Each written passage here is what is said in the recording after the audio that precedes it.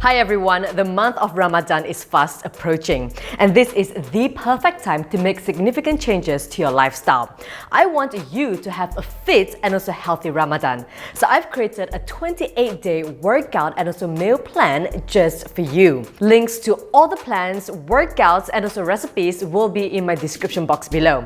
So follow them, print them, and be sure to share this on. Fasting during the month of Ramadan is the perfect time to reset your body and also mind, to really understand your relationship with food and to really appreciate the food you have been blessed with. Let's start prepping your mind and body by making changes to your eating habits.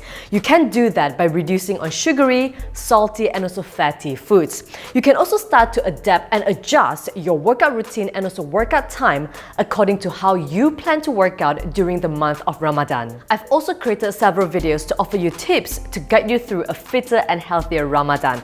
Again, all links will be available in my description box below.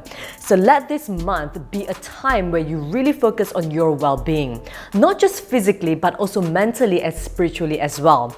And I want this month to be a month where you really focus on yourself, okay?